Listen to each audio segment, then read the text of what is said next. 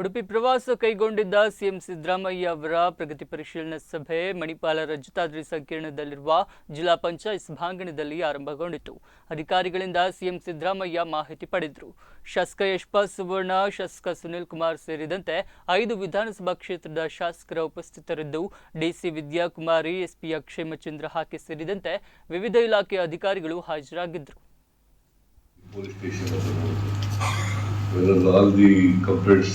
Received by the people are registered, FIR is checked or not.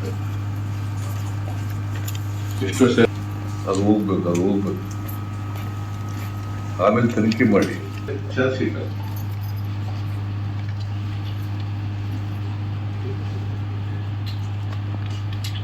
So that ಅದನ್ನ government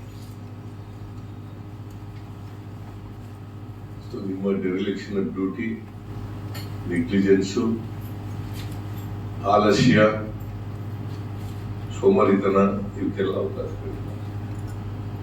ನಿಮ್ಗೆ ಯಾರು ಕೆಲಸ ಮಾಡಕ್ಕೆ ಇಷ್ಟ ಇಲ್ಲ ಹೊರಟೋಗಿರ್ತೀನಿ.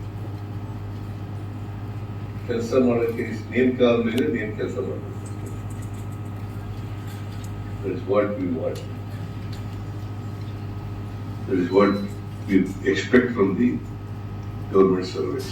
Because ಜನರು ನೇರ ಸಂಪರ್ಕದಲ್ಲಿರೋರು, ಅಫ್ಕೋರ್ಸ್ ರಾಜಕಾರಣಿಗಳು MLAಗಳು ಕೂಡ ಇರ್ತಾರೆ.